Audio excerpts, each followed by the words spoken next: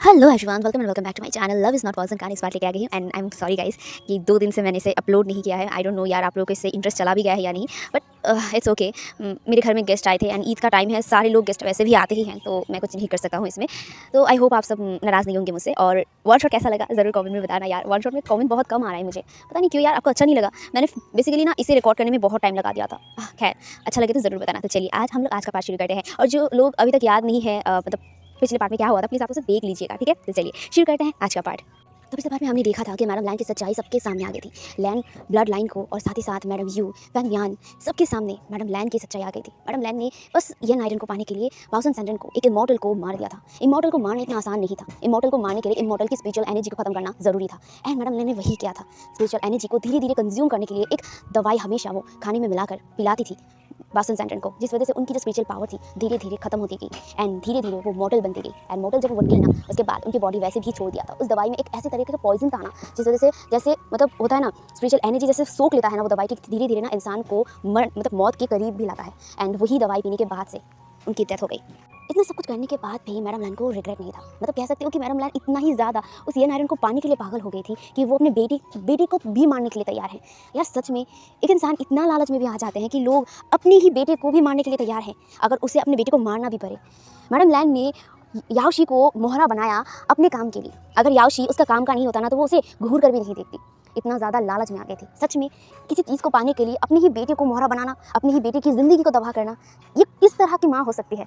इसे माँ बोलने के लायक भी कोई समझ भी सकता है? नहीं। मैडम लैन अपने आप को माँ बोलती है ना, ये गलत है। माँ सिर्फ होता है ना, अपने बेटे के लिए दुनिया छोड़ देती है, अपने बेटे के लिए अपना ज़िंदगी तक दाव लगा देती है। लेकिन ये किस तरह का माँ है? अपनी ही माँ अपने ही बेटे को मोहरा बना रही थी यन आयरन को पाने के लिए। उन्होंने यन आयरन पाने के लिए वांगजी का फ़ायदा उठाया, वांगजी से ज़बरदस्ती शादी करवाया, वो भी विंग का। एंड जब उनको पता चला कि उन्होंने अपने ही पैर पे कुल्हाड़ी मार के वो होता है ना खुद मुसीबत को अपने घर लाना, ठीक वैसा ही उन्होंने किया है। हाँ, उन्होंने गलती से ही एक सही काम कर दिया है। उन्होंने अपने बेटे के साथ विंग का शादी करवा दिया है, यानी कि विंग के मेट के साथ ही विंग की शादी। यहाँ पे मैडम लैन चाहती थी कि वो कैसे भी करके यन आयरन को विंग के अंदर से बाहर लाए। वो उस यन आयरन को चाह रही थी, लेकिन उन्हें ये नहीं पता था कि उनका बेटा ही विंग का मेट है। एंड मैडम लैन को पता नहीं, मतलब पता था कि विंग जब अपने मेट से मार होगा तब जाके वो अपनी शक्तियों का, मतलब अपने यन आयरन की शक्तियों का इस्तेमाल कर पाएगा। एंड इसीलिए ही उन्होंने शादी करवा कर मतलब विंग को अपने घर लाई। लेकिन उन्हें पता ही नहीं था जिसके साथ उन्होंने शादी करवाया वही तो विंग का मेट था। वो कहता है ना, किस्मत अगर साथ होना तो 100 जन्म में हर कोशिश लोग करते रहते हैं उन्हें अलग करने में, लेकिन किस्मत अगर उनके साथ हो तो कभी वो अलग नहीं होते हैं। ठीक वैसा ही विंग एंड वांगजी की लाइफ में भी हुआ है। वांगजी एंड विंग शादी भी कर लिया है, एक भी हो चुके हैं, बस मार करना बाकी रह गया था। जहाँ पे मैडम लैन को ये पता चलने के बाद कि वांगजी ही विंग का मेट है, उनके दिमाग में ना एक बॉम्ब जैसा फट गया था। एंड उन्होंने जो मतलब याओशी था, याओशी को मोहरा बनाया था। मतलब वो याओशी को कैसे भी करके वांगजी का मेट बनाना था, चाहती थी, ताकि वांगजी विंग का मेट ना बने। अगर ऐसा होता तो ये आयरन पूरी तरीके से विंग के ऊपर कंट्रोल कर पाता। मैंने पहले ही बताया था कि यहाँ पे विंग का बॉडी एक ओमेगा बॉडी था, कमजोर बॉडी। एंड येन आयरन की जो शक्ति थी ना वो बहुत ज़्यादा था। एंड येन आयरन अगर अपनी फोर्स विंग के बॉडी के ऊपर करेगा तो विंग इससे मर भी सकता है। उसके अंदर वो शक्ति स्रोत तो करता, मतलब वो चलता जरूर, लेकिन विंग इसमें मर सकता था। एंड येन आयरन को ये अच्छे से पता था, इसीलिए ही वो अपने मेट का इंतजार कर रहा था। एंड फाइनली उसका मेट मिल गया था, बस वो मार खोना चाहता था अपने मेट से। एंड जो यन आयरन था ना, यन आयरन शुरुआत से सब कुछ जानता था, शुरुआत से। मतलब वो एक चीज़ है ना, जब यन आयरन किसी को अपना मालिक बना लेती है ना, तो वो अपने मालिक का हिफाजत बहुत अच्छे से करता है। एंड अपने मालिक के ख्याल, अपने मालिक की हर चीज़ को वो होता है ना प्रोटेक्ट करता है। जब यन आयरन बासन सेंडन के पास थी तब भी वो बासन सेंडन को प्रोटेक्ट करती थी। बासन सेंडन एक स्ट्रॉन्ग बॉडी थी, भले ही वो ओमेगा थी, क्योंकि वो इमॉर्टल थी, इस वजह से वो यन आयरन को कंट्रोल कर सकती थी। लेकिन विंग इमॉर्टल नहीं था, इसीलिए वो उसे कंट्रोल नहीं कर सकता था, उसके अंदर उतनी शक्ति नहीं था। ठीक है, तो यहाँ पे अब हम लोग डायरेक्ट विंग एंड वांगजी की तरफ देखते हैं। लैन ई ने विंग और वांगजी को वहाँ से अपने मैजिक के थ्रू डायरेक्ट जिंगशी में टेलीपोर्ट कर दिया था, जहाँ पे विंग एंड वांगजी अपनी जिंगशी में थे, जहाँ पे वांगजी अभी मतलब अपनी अल्फा फॉर्म में था और उसे ना अपने बॉडी पे जलन फील हो रहा था। जिस तरह का दवाई लैन ई ने मतलब मैडम लैन ने दिया था, उस वजह से वांगजी का जो अल्फा था ना वो भी तड़प रहा था। उसे इतना ज़्यादा मतलब अपनी बॉडी पे गर्मनेस, इतना हॉट फील हो रहा था ना कि उसे बहुत ज़्यादा पेन भी हो रहा था। जहाँ पे उसका ओमेगा उसके सामने था, जहाँ पे विंग भी अपने ओमेगा फॉर्म में था।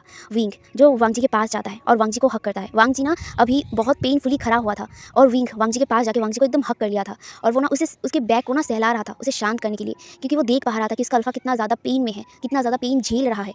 और विंग कभी भी अपने अल्फा को ऐसे तड़पते हुए नहीं देख सकता था, इसीलिए वो उसे हक करके ना एकदम उसे सहला रहा था, मतलब उसके बैक को सहला रहा था ताकि वो थोड़ा सा काम फील करे। और उसने ना अपने जो कामिंग फेरोमोन्स था, अपने कामिंग फेरोमोन्स मतलब रिलीज़ करने लगा था जिंगशी में। जिंगशी में आने के बाद विंग ने एक जो साइलेंसिंग तालिस्मान था ना वो लगा दिया था, जिस वजह से बाहर कोई नॉइज़ ना जाए। जहाँ पे विंग अभी भी वांग जी को मतलब हक किया हुआ था और उसके बैक पे ना सहला रहा था और वो बोल रहा था, अल्फ़ा शांत हो जाइए, मैं हूँ आपके पास, ये मैं हूँ और कोई ओमेगा नहीं है, मैं आपका ओमेगा हूँ। जहाँ पे वांग जी जो विंग का मतलब अपने ओमेगा का जो फेरोमोन्स था उसे इनहेल करने के बाद उसे थोड़ा-सा बेटर फ़ील हो रहा था और वो भी ना विंग को एकदम टाइटली हग कर लिया था। उसने विंग के जो कमर था ना वहाँ पे उसे एकदम कमर से जकड़ के पकड़ पकड़ लिया था और वो ना अपनी जो मतलब फेस था विंग के नेक पर ना एकदम छुपा लिया था और वो ना गहरी-गहरी ब्रीथ ले रहा था और उसकी जो गर्म साँसें थी ना वो विंग के नेक पर ना छू रहा था। इससे ना विंग भी ना उसे मतलब एक अजीब-सा सेंसेशन अपनी बॉडी पर फ़ील हो रहा था एंड ऑफ कोर्स ये उसका अल्फ़ा था, तो अल्फ़ा की जो मतलब इतना क्लोज़ होने से उसे भी बहुत ज़्यादा अपने अल्फ़ा का जो फेरोमोन्स था उसे भी महसूस हो रहा था और वो भी ना मतलब गहरी-गहरी साँस ले रहा था।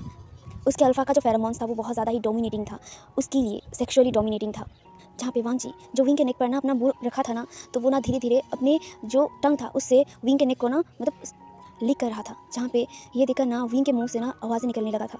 जहाँ पे जो वांग जी था, वांग जी धीरे-धीरे विंग के नेक पर ना अब किस करने लगा था। विंग के पूरे नेक पर ना अब किस करने लगा था, बहुत ही स्वीट, सॉफ्ट एंड इंटीमेटली और वो नेक को सक भी कर रहा था। विंग जो अपने हेड को ना एकदम पीछे कर दिया था और वो वांग जी को पूरा स्पेस दे रहा था अपने नेक पर। जहाँ पे वांग जी विंग के पूरे नेक पर ना किस, बाइट एंड सक करने लगा था। वहाँ पे विंग ना बस मौन कर रहा था। विंग अपने अल्फ़ा के हर एक टचेस पे ना लाउडली मौन कर रहा था। दूसरी तरफ वांग जी विंग के नेक पर किस बाइट करते हुए ना विंग की जो रोप था ना उसे खोलने लग गया था। धीरे-धीरे वांग जी विंग के नेक पर किस करते हुए विंग की बॉडी से उसकी सारी रोप एकदम निकाल दिया था। विंग अब उसका जो अपर चेस्ट था बिल्कुल नेकेड था। जहाँ पे वांग जी विंग को कमर से पकड़ते हुए अपनी तरफ और ज़्यादा खींचता है और उसे लेकर डायरेक्ट बेड पर गिर जाता है और वो एकदम विंग के ऊपर आ जाता है। विंग जो अपने अल्फ़ा को देख रहा था, यहाँ पे वांग जी का जो अल्फ़ा था मतलब वांग जी का अल्फ़ा कहता है, माई ओमेगा, ये कहकर वो ना एकदम विंग के नेक पर दोबारा किस करने लगा था। विंग के पूरे बॉडी पर ना वांग जी का जो हाथ था वो रोल कर रहा था। विंग सिर्फ इसे फील कर रहा था और वो लाउडली मौन कर रहा था। जहाँ पे वो बार-बार लंचा का नाम ले जा रहा था। जहाँ पे वांग जी विंग को ऐसे देखने के बाद ना वो ना और भी ज़्यादा एग्रेसिव होने लगा था। उसके बॉडी पर और भी ज़्यादा एग्रेसिवली किस करने लगा था, सक करने लगा था। विंग के चेस्ट पर, विंग के चेस्ट निवल पर, विंग के बेली बटन पर, हर एक जगह पे वो किस, बाइट, सक कर रहा था और विंग सिर्फ बहुत ही लाउडली मौन कर रहा था। वो जैसे आज अपने आप को रोक नहीं रहा था और लंचा जो चाहे वो करने दे रहा था। जहाँ पे वांग जी विंग का जो ट्राउज़र था उससे एकदम फाड़ के विंग से अलग कर देता है। विंग अभी भी वांग जी को रोक नहीं रहा था, वो बस वांग जी की तरफ देख रहा था और वो सिर्फ मौन कर रहा था वांग जी के हर एक टचेस से। जहाँ पे वांग जी धीरे-धीरे विंग के बेली बटन से विंग के एकदम लोअर बॉडी के पास आ गया था एंड वो विंग के लोअर बॉडी को भी सक करने लगा था। वो भी बहुत ही हार्डली एंड बहुत ही एग्रेसिवली। विंग को पेन के साथ-साथ प्लेज़र भी महसूस हो रहा था। वो अभी भी मौन कर रहा था और करहा भी रहा था। विंग ने लंजा का जो मतलब हेड था ना उसे पकड़ के रखा था। उसके हेड के जो हेयर्स थे ना उसे खींच रहा था, लिटरली खींच रहा था। उसे इतना ज़्यादा अच्छा लग रहा था। जहाँ पे लंजा धीरे-धीरे विंग के लोअर बॉडी को सक करता है। उसके बाद वो विंग के जो थाइस था वहाँ पे भी किस, सक, बाइट करने लगता है एंड विंग और भी ज़्यादा मौन करता है। धीरे-धीरे विंग के पूरे थाइस पर वांग जी ने मार्क बना दिया था। वांग जी तब जाके विंग को पूरी तरीके से देखता है। वांग जी विंग के पूरे बॉडी पर ना इतने सारे मार्क बना दिया था कि अब कोई जगह भी नहीं था जहाँ पे कोई मार्क ना हो। विंग के पूरे बॉडी पर मार्क बन चुका था। जहाँ पे वांग जी विंग को ऐसे देखने के बाद वो डायरेक्ट अपने लोअर बॉडी को विंग के अंदर एकदम एंटर करवा देता है। विंग ना इससे इतनी लाउडली मौन करता है ना, वो लिटरली अपने जो नील्स था ना एकदम वांग जी के बैक पर ना गड़हा दिया था। जहाँ पे विंग लंबी लंबी सांसें लेते हुए विंग वांग जी की तरफ देखता है। जहाँ पे वांग जी बिना मर्सी से विंग के साथ लव मेकिंग करने लगा था। बहुत ही हार्ड एंड बहुत ही डीपली वांग जी विंग के साथ लव मेकिंग कर रहा था। वो एक भी इंच मर्सी वांग जी विंग के ऊपर दिखा भी नहीं रहा था और वांग जी विंग को चाहिए भी नहीं था। विंग सिर्फ लाउडली मौन कर रहा था और बस लंचा का नाम लिया जा रहा था और वांग जी सिर्फ लगातार विंग के अंदर डीप और हार्डली पुश कर रहा था और वो ग्रॉल भी कर रहा था। विंग के अंदर मूव करते हुए ही विंग के पूरे बॉडी पर वो किसेस भी कर रहा था, सक भी कर रहा था, बाइट भी कर रहा था। दोनों तरफ से ही विंग को प्लेजर मिल रहा था एंड ऐसे ही वो दोनों बहुत देर तक मतलब लव मेकिंग करते हैं। जब विंग एंड वांग जी अपने पीक पर आ जाते हैं तब जाके विंग अपने अल्फ़ा का जो चेहरा था उसे पकड़ लिया था और वो लंबी लंबी सांसें लेते हुए कहता है, अल्फ़ा मुझे मार्क करो, मुझे हमेशा हमेशा के लिए अपना बना लो अल्फ़ा प्लीज़। जहाँ पे ये कहने की देर थी, वांग जी जो विंग के लिप्स पर अटैक कर दिया था उसे बहुत ही ब्रूटली किस कर रहा था। किस करने के बाद वांग जी विंग के नेक पर आ जाता है और वो नेक की जो सेंट ग्लैंड था ना वहाँ पे सक कर रहा था, वहाँ पे किस कर रहा था। बहुत देर तक वहाँ पे सक करने के बाद वांग जी अपना अल्फ़ा तीत बाहर निकालता है और उसे वांग जी विंग के नेक पर ना गड़ा देता है। बहुत ही शार्प पेन विंग को हुआ था। विंग ने आंखों को अपने टाइटली बंद कर लिया था और वांग जी के नेक को ने एकदम टाइटली पकड़ के रखा था। उसके मुंह से चिल्लाने की आवाज़ आ गया था क्योंकि बाइट मार का जो भी पेन होता है ना बहुत ज़्यादा होता है। विंग की आंखों से आंसू भी निकल गया था लेकिन वो खुश था, उसके चेहरे पर खुशी था। जहाँ पे वांग जी विंग के जो बाइट मार था वहाँ पे मतलब सक करने लगता है। जहाँ से ब्लड निकल रहा था वो उस ब्लड को भी एकदम अपने मुंह पे ले लिया था। उसके नेक को सक करने के बाद वो विंग की तरफ देखता है। विंग भी वांग जी की तरफ देख रहा था। उसके चेहरे पर एक छोटा सा स्माइल था और वो अभी भी गहरी गहरी ब्रीथ भी ले रहा था। जहाँ पे वांग जी अपने एकदम लो टोन में कहता है, विंग जहाँ पे विंग वांग जी की तरफ देखता है। वांग जी कहता है तुम भी मुझे मार्क करो, मैं चाहता हूँ कि तुम भी मुझे मार्क करो, मैं भी तुम्हारा अल्फ़ा बनना चाहता हूँ हमेशा हमेशा के लिए। जहाँ पे ये सुनने के बाद विंग स्माइल करता है और वो नोट करता है जहाँ पे वांग जी विंग के कमर को पकड़ लिया था और उसके हेड को भी, और उसे लेकर वो ना एकदम उठकर बैठ गया था। वांग जी विंग को अब अपनी गोद पे बिठा लिया था। वो दोनों अभी भी कनेक्टेड थे। वांग जी विंग के अंदर अभी भी था, लेकिन इस बार बहुत ही डीपर था। विंग को वांग जी का जो लोअर बॉडी पार्ट था उसके अंदर बहुत ही डीपली महसूस हो रहा था। जहाँ पे जो विंग था विंग मौन कर उठा था, क्योंकि उसे बहुत ज़्यादा ही प्रेशर फील हो रहा था अपने स्टमक पर। वांग जी का जो लोअर बॉडी पार्ट था उसे बहुत गहरे तरीके से फील हो रहा था। जहाँ पे जो लेंजा था, लेंजा अपनी नेक को दिखा दिया था और वो वांग जी विंग का कमर पकड़ लिया था। जहाँ पे विंग वांग जी के जो नेक था ना वहाँ पे किस करने लगा था, बहुत ही स्वीट एंड बहुत ही जेंटल। धीरे धीरे वो पूरे नेक पर किस करने लगा था एंड वो किस करते हुए ही ना अपने आप को मूव कर रहा था। वांग जी बैठा हुआ था और विंग का वो कमर पकड़ के रखा था और विंग ऐसे ही मूव हो रहा था। और ऐसे ना विंग वांग जी का लोअर बॉडी पार्ट अपने अंदर बहुत ही डीपली महसूस भी कर रहा था और उसे अच्छा भी लग रहा था। उसे दोनों तरफ से ही प्रेशर मिल रहा था। वो वांग जी के नेक पर लगातार किस भी कर रहा था और वो विंग वांग जी को एक्साइटेड भी कर रहा था। धीरे धीरे वो लोग वैसे ही लव मेकिंग करने लगते हैं। कुछ देर तक वो लोग ऐसे ही किसेस और लव मेकिंग करते हैं। जब वांग जी और विंग एक दूसरे के पीठ पर आ गए थे तब जाके विंग ने अपनी ओमेगा टीथ से वांग जी के जो नेक था ना वहाँ पे बाइट कर दिया था, एक स्ट्रॉन्ग बाइट। एंड बाइट के बाद ही वो तुरंत ही वांग जी के नेक पर ना सक करने लग गया था। वहाँ पे जो ब्लड था ना उसे वो निकल रहा था। वांग जी को पेन तो हुआ था लेकिन उतना ज़्यादा नहीं। जहाँ पे अब दोनों ही एक दूसरे के अल्फा एंड ओमेगा हो गए थे। लेकिन वांग जी ऑफकोर्स अभी रुकने वाला तो बिल्कुल नहीं था, क्योंकि ऑफकोर्स उसको एक दवाई पिलाई गई थी जिस वजह से उसकी बॉडी अभी भी हॉट था। जहाँ पे वांग जी दोबारा विंग के साथ लव मेकिंग करने लग गया था। वो दोनों एक दूसरे के अल्फा एंड ओमेगा तो बन गए थे, लेकिन वांग जी अभी भी रुक नहीं रहा था। वांग जी विंग को बेड पर लेटाने के बाद उसके साथ वो लव मेकिंग करता है बहुत देर तक। 2 राउंड कंप्लीट करने के बाद वो वहीं पर थक कर ना सो गया था। विंग भी लेट गया था क्योंकि वो भी थक गया था। वो दोनों ऐसे ही सो रहे थे एक दूसरे को हक करके। वो दोनों गहरी नींद में चले गए थे। धीरे धीरे अब टाइम बीत रहा था। चांद की रोशनी धीरे धीरे जिंगशी के अंदर आ रहा था खिड़की से, जहाँ पे वो दोनों अभी भी सोए हुए थे। जहाँ पे चांद की फुल रोशनी धीरे धीरे विंग के पास आ रही थी। विंग के एकदम उस बाइट मार्क की तरफ आ रही थी। वो चांद की रोशनी जब विंग के बाइट मार्क पर पड़ गया था ना, तब विंग ने अपनी आंखों को खोल लिया था। उसकी आइस एकदम ब्लडी रेड हो गई थी और वो ना चांद की तरफ देख रहा था। यहीं पर सीन कट हो जाता है और हमें डायरेक्ट अब वही लाइब्रेरी पवेलियन का दिखाया जाता है। लाइब्रेरी पवेलियन पर लैन ई, लैन चिरैन, लैन शिचैन और मैडम यू, यांग फेंगम्यान थे और साथ ही साथ जांगशा भी था। वो सब लोग उस बैरियर को देख रहे थे, जो बैरियर लैन ई ने तैयार किया था, जो बैरियर धीरे धीरे टूटने लगा था। जहाँ पे लैन ई इसे देखने के बाद वो सबकी तरफ देखते हुए कहता है ये बैरियर अब टूटने वाला है। जहाँ पे ये सुनने के बाद जो लैन चिंगन कहते हैं ये टूटने के बाद क्या होगा। जहाँ पे जो लैन ई था, लैन ई कहता है अब मैडम लैन और मैडम लैन नहीं रहेंगी। जहाँ पे ये सुन के बाद जो लैन चिंगन कहते हैं क्या जहाँ पे जो लैन ई था, लैन ई कहता है क्योंकि उन्होंने वही मोती अपने अंदर निकल लिया है। वही मोती ये सुनने के बाद जो लैन शेचन थे, लैन शेचन कहते हैं वही मोती जिसके बारे में आपने बोला था, वो दानव का। जहाँ पे जो लैन ई था, लैन ई नोट करते हुए कहता है हाँ वही मोती, ये कोई नॉर्मल मोती नहीं था। जो भाषण सैनन था, भाषण सैनन ने यही गलती कर दिया था उस मोती को वहीं पर छोड़कर। ये मोती उस दानव का ताकत था। भले ही जो दानव था वो फुल मून नाइट पे कमज़ोर बन जाता था, लेकिन फुल मून नाइट पर अगर उसे वही शक्ति मिल जाए तो वो 100 गुना शक्तिशाली बन जाता था। एंड यही चीज़ भाषण सैनन ने गलती कर दिया था। एंड वो मोती मैडम लैन ने ले लिया था एंड वो मोती अब उसके शरीर के अंदर है। एंड अभी जो वो एक बैरियर क्रिएट किया था ना, ये भी उसने उस मोती की वजह से ही किया है। एंड वो मोती अब मैडम लैन के अंदर है एंड अब वो उनकी शक्ति पुंज भी बन चुका है। अब धीरे धीरे मैडम लैन एक दानव में कन्वर्ट हो जाएंगे और एक बार वो दानव में कन्वर्ट हो गए तो वो ये नायरन को पाने के लिए कुछ भी कर सकती है। और यही डर है मेरा। और ये बैरियर जो मैंने अभी लगाया है, ये बैरियर अभी टूटने वाला है। विंग कहाँ हो तुम? जल्दी आ जाओ। अब अगर तुम इसे नहीं रोक पाओगे तो मैं भी नहीं रोक पाऊंगा। ये अभी 100 गुना ताकतवर बन चुका है। मैडम लैन ने इस मोती को पावरफुल बनाया है। इतने सालों से उसने इस मोती को संभाल के रखा था और धीरे धीरे इसकी शक्तियाँ वो बढ़ा रहा था और वही शक्ति अब उसकी काम आएंगी और हमारी बर्बादी। नहीं, मैं ये सब कुछ नहीं होने दे सकता, मुझे कुछ करना होगा। यही कहकर वो लैन इधर उधर देखने लगती है और वो मन ही मन कहता है विंग तुम कहाँ हो? जहाँ पे दूसरी तरफ वो जो बैरियर था वो टूट गया था एंड टूटने के बाद ही ना जो लैन ई था, लैन ई के साथ सब लोग ना एकदम पीछे हट गए थे, क्योंकि वो बैरियर टूटने के बाद ना एक फोर्स क्रिएट हुआ था जो उन सबको एकदम दूर भेज दिया था। लेकिन उतना दूर नहीं, वो लोग अपने आप को कंट्रोल कर लिया था एंड वो उस बैरियर को देख रहा था। उस बैरियर के अंदर मैडम लैन ने एक खुद का बैरियर तैयार किया था एंड वो बैरियर अब एकदम धीरे धीरे जा रहा था, गायब हो रहा था। और जो मैडम लैन थी, मैडम लैन एकदम खड़ी हो गई थी हवा में ही। जहाँ पे मैडम लैन खड़े होते ही ना अपनी आंखों को खोल लिया था। मैडम लैन की आंखें एकदम ग्रीन कलर का थी। जहाँ पे वो अपनी ग्रीन आइज़ के साथ सबकी तरफ देखता है और वो हंसते हुए कहता है आज बर्बादी होगा सबका और मैं उस यन आयरन को पाकर ही रहूँगा। जिस यन आयरन ने मुझे ख़त्म किया है उस यन आयरन को मैं अपने कंट्रोल में लाकर रहूँगा। यहाँ पे ना जो मैडम लैन थी ना, मैडम लैन की वॉइस चेंज हो गई थी।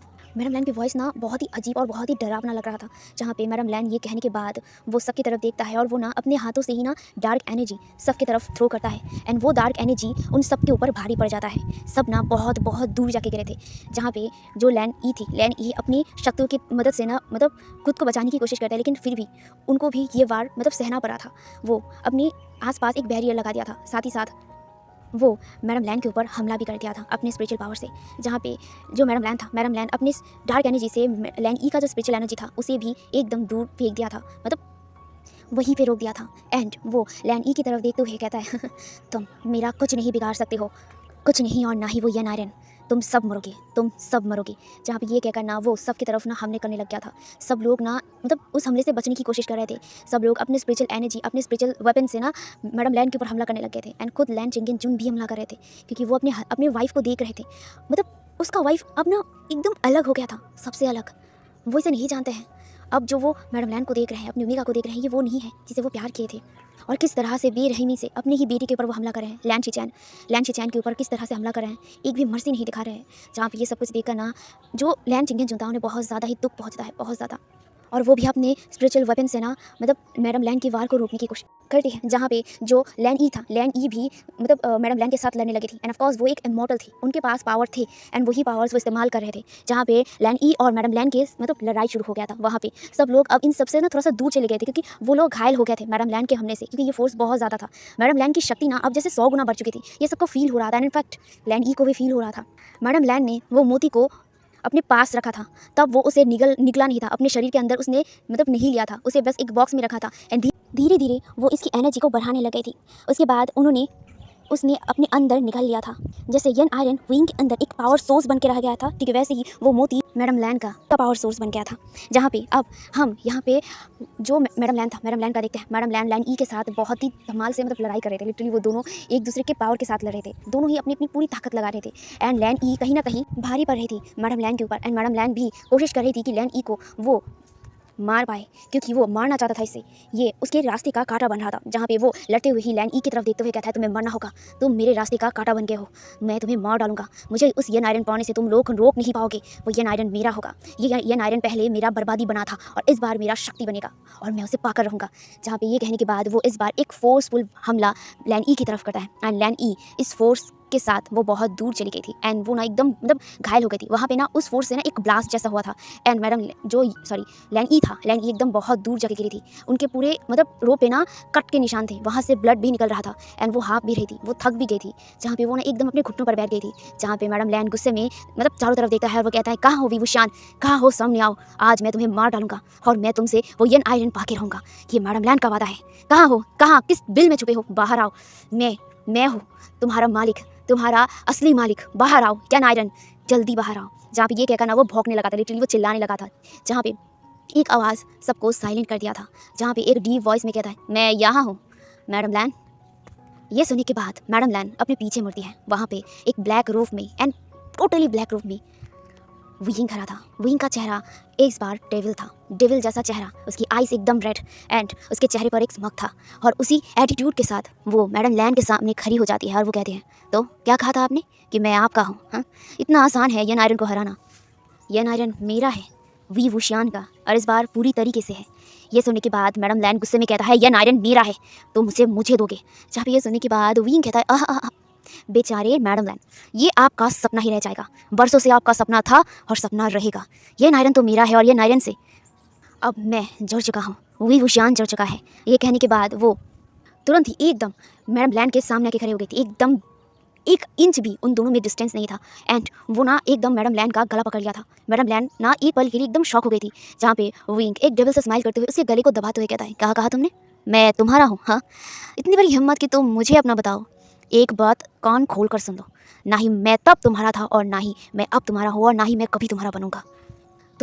तुमने मेरे खातिर मेरे लिए इतनी लालच की खातिर तुमने बहुत गलतियाँ किया है। तुमने मेरे ग्रैंड माँ को मार दिया है। तुम्हें जिंदा रहने का कोई हक नहीं है। तुमने मेरे ग्रैंड माँ को, मेरे मदर को, मेरे फादर को, तुमने सबको मारा है। मैं तुम्हें नहीं छोड़ूंगा, मैं तुम्हें मार डालूंगा। ये कहकर ना वो मैडम लैन का जो गला था ना उसे टाइटली पकड़ लिया था। ये सुनने के बाद ना सब हैरान हो गए थे। इनफैक्ट लैन ई भी एकदम शॉक हो गई थी। क्या विंग के मदर और फादर का मौत? जहाँ पे जो लैन ई था, लैन ई शॉक हो गई थी और वो ना मतलब सोचने लगी थी नहीं, उन्होंने ये तो नहीं सुना है या फिर उन्हें नहीं पता है कि विंग के मदर और फादर को मैडम लैन ने मारा है। जहाँ पे जो मैडम लैन था, मैडम लैन अपने गले को मतलब विंग के हाथों को पकड़ लेती है और वो इसे छुड़ाने की कोशिश करते हुए कहता है हाँ, मैं मारा है, सबको मारा है और मैं तुम्हें भी मारूंगा। मैं तुमसे उस यन आयरन को लेने के लिए तुम्हें मार कर ही मैं लूँगा। उस यन आयरन सिर्फ मेरा है, सिर्फ मेरा। अगर उसे पाने के लिए मुझे सबको मारना पड़े तो मैं मारूंगा। जहाँ पे ये सुनने के बाद विंग भी गुस्से में कहता है मैं भी देखता हूँ कैसे करते हो तुम। जहाँ पे वो दोनों ना अब लड़ने लगे थे, जहाँ पे मैडम लैन ने अपने आप को सुरा लिया था, मतलब छुटा लिया था। अरे मैं क्या करूँ, छुड़ा लिया था। जहाँ पे जो मैडम लैन था, मैडम लैन भी अब अपने जो डार्क एनर्जी था उससे विंग के ऊपर हमला करने लगा था। विंग ऑफ कोर्स बस वहीं पर खड़ा हुआ था और अब वो यन आयरन का ताकत दिखा रहा था। यन आयरन अब जैसे एक शील्ड की तरह नहीं, एक लोहे की तरह विंग के आसपास एक बैरियर क्रिएट कर रहा था। विंग वहीं पर खड़ा था, लेकिन मैडम लैन अब कई तरीके से कोशिश कर रही थी, मतलब हमला कर रही थी विंग के ऊपर, विंग को हार्म करने की। लेकिन विंग के आसपास इतने प्रोटेक्टिव बैरियर को देखने के बाद मैडम लैन शॉक हो गई थी और वो मैडम लैन विंग की तरफ देखते हुए कहता है तुमने। जहाँ पे विंग कहता है हाँ हाँ सही समझे हो, मैं अपने मेट से मार खो चुका हूँ और मैं अपनी ये आयरन को बहुत अच्छे से कंट्रोल भी कर सकता हूँ। ये जो देख रहे हो ना, ये एक प्रोटेक्शन शील्ड है, शील्ड नहीं लोहा जैसा है। तुम इसे तोड़ने की कोशिश करोगे तो तुम खुद ही मौत के द्वार में पहुंच जाओगे। कोशिश करो। ये कहकर ना वो वहीं पर एकदम चुपचाप खड़ा था, एक भी कुछ नहीं कर रहा था वो। जहाँ पे मैडम लैन गुस्सा हो गई थी और वो ना अब लगातार अपनी शक्तियों से ना हमला करने लगी थी। जहाँ पे विंग को कुछ नहीं हो रहा था। विंग के आसपास एक प्रोटेक्शन शील्ड इतनी मतलब प्रोटेक्टिवली खड़ा हुआ था ना, जैसे कि ये शील्ड टूटने जैसा नहीं था। मैडम लैन को कुछ समझ नहीं आ रही थी। जहाँ पे विंग हंसता है और वो कहता है कर लिया तुमने कोशिश। ये कहकर वो ना अब एकदम हवा में उड़ गया था, वो भी बिना शॉट के। वो ये नायरन के मतलब इस्तेमाल कर वो हवा में उड़ गया था और वो मैडम लैन की तरफ देखते हुए कहता है अब तुम्हारी अंत शुरू। ये कहकर ना वो बस अपनी उंगली से ही एक डार्क एनर्जी का जो गोला होता है ना वो लेता है और वो मैडम लैन की तरफ वो थ्रो कर दिया था। मैडम लैन भी अपने चारों तरफ ना एक प्रोटेक्शन शील्ड तैयार कर लिया था, लेकिन उस हमले से ना वो प्रोटेक्शन शील्ड एकदम टूट गया था एंड टूट कर ना मैडम लैन के ऊपर वो लग गया था। मैडम लैन ना इससे एकदम ज़मीन पर बहुत तेज़ी से गिरी थी। जहाँ पे विंग वहीं पर खड़ा होकर ना देख रहा था। उसकी आइज़ ना एकदम ब्लरी रेड थी, उसके चेहरे पर सिर्फ डेविल मतलब स्माइल था, गुस्सा था। उसके अंदर की इतनी सारी गुस्सा जो सब लोग फील कर सकते थे। उसके डार्क ऑरा से ही ना फील हो रहा था कि उसे कितना ज़्यादा गुस्सा आ रहा था। जहाँ पे वो अपने दर्द को भी वो छुपा नहीं रहा था, वही दर्द अपनी माँ और बाप को मरते हुए देखना। असल में जो मैडम लैन थी, मैडम लैन वहाँ पे तो थी, लेकिन वो मोती उनके साथ था। वो मोती दानव का था और दानव के कुछ साथी थे वहाँ पे, वो क्रीचर्स थे। मैडम लैन उस मोती को लेकर एक बार यीलिंग गए थे एंड यीलिंग जाने के बाद उन्हें पता चला था कि वहाँ पे कुछ क्रीचर्स थे जो उस दानव के ही थे। तो उसने उस क्रीचर्स का फ़ायदा उठाया था एंड उसने उस क्रीचर्स को कह दिया था कि वो यीलिंग में दबाई शुरू कर दे। असल में ये ना मैडम लैन का प्लान था कि अगर यीलिंग में कुछ होगा तो ज़रूर कांस्य आयरन उस येन आयरन को बाहर निकालेंगे, लेकिन ऐसा नहीं था। येन आयरन तो कांस्य आयरन के पास ही नहीं था, तो वो कैसे खुद को बचाती और वो कैसे हीलिंग को प्रोटेक्ट करती। उनकी इन बेवकूफ़ी की वजह से जो वे चांगसे था, वे चांगसे एंड कांस्य आयरन की मौत हो गई थी उन क्रीचर्स के हाथों। मैडम लैन ने इसको ना बहुत ही छुपा के रखा था, बहुत ही छुपा कर, लेकिन येन आयरन को ये सब कुछ पता था, यानी कि विंग के अंदर वो येन आयरन को ये सब कुछ पता चल गया था। क्योंकि ऑफकोर्स येन आयरन पहले उसकी मदर यानी कि विंग के मदर को प्रोटेक्ट किया करता था, तो इस बारे में उसे बहुत अच्छे से पता है। वो फील कर पाया था कि इसमें कौन था। एंड जब येन आयरन ने विंग के ऊपर पूरी तरीके से कंट्रोल कर लिया था ना, तो वो येन आयरन विंग को सब कुछ दिखाया था, बस अपनी शक्ति के थ्रू कि आखिर मैडम लैन ने क्या क्या किया था। एंड जब विंग को पता चलता है, अपने ही रूम पर उसे पता चला था इन सब के बारे में, जिंगशी में, उस टाइम को उसे ये पता चलने के बाद उसे बहुत ज़्यादा गुस्सा आया था, बहुत ज़्यादा मैडम लैन के ऊपर। और उसे ये भी याद आ गया था कि मैडम लैन ने किस तरह से उसके स्टमक पर वही खंजर खोपा था एंड उसने अपनी पूरी शक्तियाँ येन आयरन को दिया था, सौंप दिया था येन आयरन के ऊपर कि तुम अब मेरी बॉडी को कंट्रोल कर सकते हो, मेरा बदला तुम्हें लेना होगा। और वो उस रूम से निकल गया था, जहाँ पे अब प्रेजेंट पर देखते हैं, जहाँ पे मैडम लैन नीचे गिरी हुई थी एंड विंग बहुत ही ज़्यादा गुस्से में था और वो गुस्से में कहता है क्यों, हाँ क्या बिगाड़ा था मेरी माँ और बाप ने कि तूने, तेरी जैसी ये गंदी सोच वाले इंसान ने मेरी माँ बाप को मुझसे छीन लिया था। आखिर तुम बता सकते हो कि मैंने तुम्हारा क्या बिगाड़ा था? तुम्हें येन आयरन चाहिए था, हाँ येन आयरन। इतनी लालची बन चुकी थी कि तुमने कुछ भी बिना सोचे समझे मेरी माँ, मेरे बाबा और मेरी ग्रैंड माँ को मार दिया। इतनी घिनौने तुम कैसे बन सकते हो? ये कहकर ना वो अपने डार्क एनर्जी से दोबारा मैडम लैन के ऊपर हमला करता है। मैडम लैन दोबारा दूर जाके गिरती है। विंग कहता है तुम इतने निर्दयी कैसे हो सकते हो? तब मैं सिर्फ 2 साल का था, 2 साल का। मेरे पास मेरी मदर नहीं थी, तुमने मेरे मदर को मुझसे छीन लिया था। मेरी माँ और बाप का जो साया था वो छीन लिया था। मेरी ग्रैंड माँ को भी तुमने छीन लिया। कितनी गंदी हो तुम्हें एक बार भी शर्म नहीं आया? एक बार भी तुम्हें ये नहीं लगा कि कांग्से सैंडन और वे चांग से तुम्हारा दोस्त है, तुम उसके साथ कुछ नहीं करोगे? वो तुम्हारे दोस्त है, तुम्हें विश्वास करते थे एंड तुमने उसकी पीठ पीछे छोरा खोप दिया है। कितनी गंदी औरत हो तुम। ये कहकर ना वो दोबारा अपने डार्क एनर्जी से मैडम लैन के ऊपर हमला करता है। मैडम लैन बहुत ज़्यादा घायल हो गई थी और वो अभी भी विंग की तरफ देख रहा था, जहाँ पे विंग बहुत ज़्यादा ही डेंजरस लग रहा था। मैडम लैन ना कुछ सोच नहीं पा रही थी। वो सोच रही थी कि वो इस तरह ही चलता गया तो वो यहीं पे मारी जाएगी। वो कुछ सोचने लगी थी, वो क्या करे क्या करे। जहाँ पे जो विंग था, विंग अभी भी गुस्से में था। मैडम लैन उसकी तरफ देखता है, उसके बाद वो हंसता है और वो कहता है हाँ, मैंने तुमसे तुम्हारी माँ को, तुम्हारे बाप को, तुम्हारी ग्रैंड माँ को छीना है और अब मैं तुमसे सब कुछ छीनूंगा। अगर तुम्हें पाने के लिए मुझे सब कुछ छीनना पड़े ना तुमसे, तो मैं वही करूँगा। ये कहकर वो अपने शक्तियों से ना डायरेक्ट जो मैडम यू था, मैडम यू को पकड़ लिया था। मैडम यू जो एकदम हवा में उड़ गई थी। मैडम यू के गले पर मतलब कुछ डार्क एनर्जी स्प्रेस करने लग गया था। मैडम यू चिल्लाने लग गई थी। उनके मुँह से जैसे चिल्लाने की आवाज़ आ रही थी। उन्हें ना सांस लेने में बहुत ज़्यादा ही दिक्कत हो रहा था। जहाँ पे विंग अपनी माँ की तरफ देखता है, उसकी माँ जो अभी हवा में मतलब लटकी हुई थी और वो तड़प रही थी। जहाँ पे जो विंग था, विंग मैडम लैन की तरफ देखता है गुस्से में और वो कहता है उसे छोड़ो। जहाँ पे मैडम लैन कहता है नहीं, मैं नहीं छोड़ूंगा। अगर मैं मरूंगा तो मैं तुम्हारे माँ को लेकर मरूंगा, तुम्हारे अपनों को लेकर मरूंगा। ये कहकर ना वो दोबारा और एक मतलब फोर्स जो जंग फंगम्यान के ऊपर करता है एंड जंग फंगम्यान भी डायरेक्ट हवा में उड़ गए थे एंड वो भी अपने गले को पकड़े हुए थे और वो भी तड़प रहे थे। जहाँ पे विंग गुस्से में मैडम लैन की तरफ देखा और वो कहता है तुम मुझे छोड़ो, मेरी मेरी माँ को, मेरे पापा को छोड़ो। जहाँ पे जो मैडम लैन कहते हैं नहीं, मैं नहीं छोड़ूंगा, मैं मरूंगा तो मैं इन सबको लेकर मरूंगा। अगर मुझे मारना है तो मारो, मैं इनको भी मार दूंगा। जहाँ पे ये सुनने के बाद विंग कहता है नहीं, तुम ऐसा नहीं करोगे। जहाँ पे मैडम लैन कहते हैं हाँ मैं करूँगा, मैं करूँगा। अगर अगर तुम उसे मरते हुए नहीं देखना चाहते अपनी मदर और फादर को, तो ये नारियल बाहर आओ, उसे बाहर लाओ और मुझे दो वो चीज़ मुझे दो। जहाँ पे ये सुनने के बाद विंग कहता है नहीं,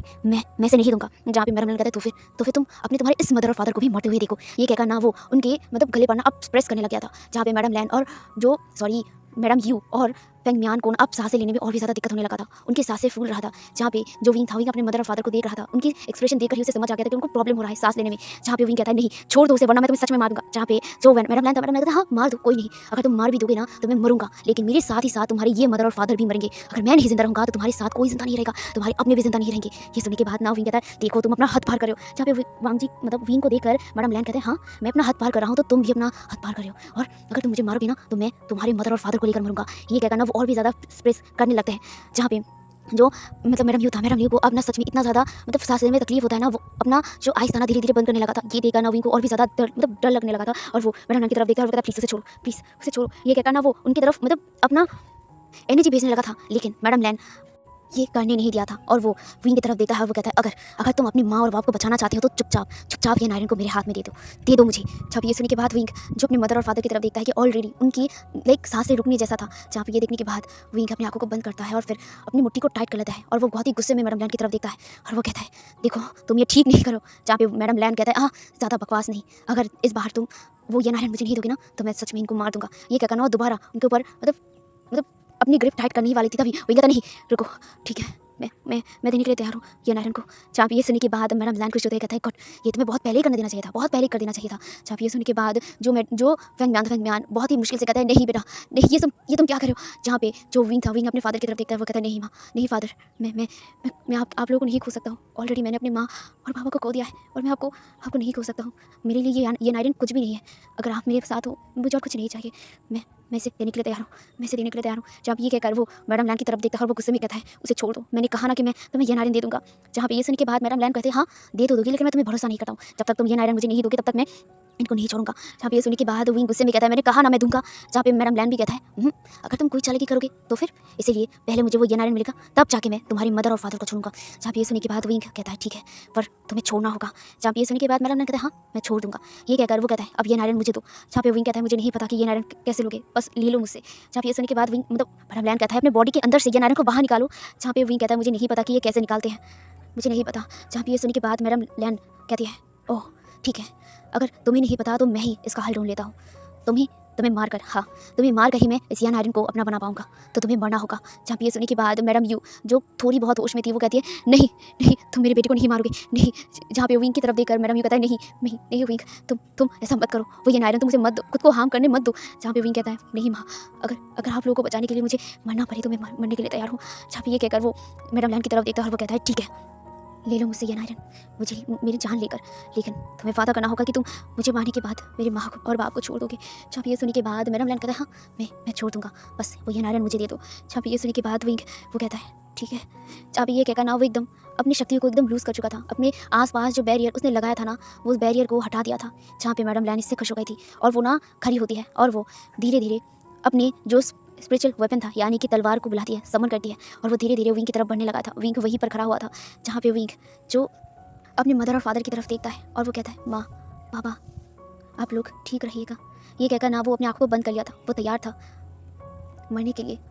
दूसरी तरफ ये देखकर जो लैन ई थी, लैन ई जितनी ज़्यादा घायल हो गई थी ना, वो बहुत मुश्किल से उठती है। उठने के बाद वो मैडम लैन की तरफ देखता है और वो मतलब विंग के मदर और फादर की तरफ देखता है। वो उसके बाद वो धीरे धीरे मतलब आगे बढ़ने लग गई थी। वो मैडम यू और फेंगमियान के पास जाती है और वो मैडम लैन की शक्तियों से फेंगमियान को और मैडम यू को बचा भी लेती है। और मैडम यू और फेंगमियान नीचे गिरने वाले थे, तभी जो लैन शेचन और लैन चिंगन जो थे, उन्होंने उन दोनों को बचा लिया था। जहाँ पे विंग और मैडम लैन को होश नहीं था। विंग अपने आंखों को बंद कर लिया था क्योंकि वो अपने मदर और फादर को बचाना चाहता था, और मैडम लैन तो बस अपने जीत के करीब आ रही थी, इस वजह से वो हंस रही थी और वो ना वैसे ही आगे बढ़ रही थी। मैडम लैन इस बार बहुत ही तेजी से विंग की तरफ बढ़ने लगी थी, वो भी तलवार को आगे कर। ये देखने के बाद लैन ई विंग की तरफ देखता है और वो कहता है, विंग अपने आप को बचाओ।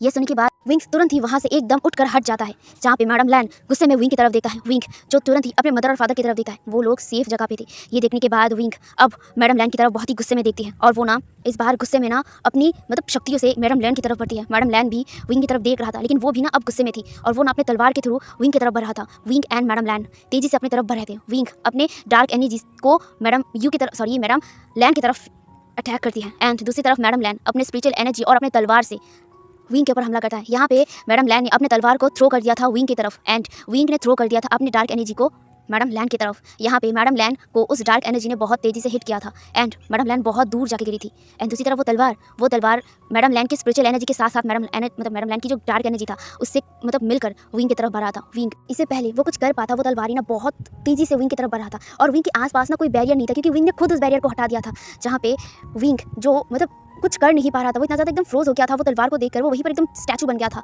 इससे पहले वो तलवार मतलब विंग के पास आ पाती, विंग ने अपनी आंखों को बंद कर लिया था। विंग इंतजार कर रहा था उस तलवार को अपने स्टमक पर स्टैप होते हुए, लेकिन वो देखता है मतलब कुछ देर तक उसको कुछ फील नहीं होता है, बस 2 स्ट्रॉन्ग बाहें उसे फील होता है।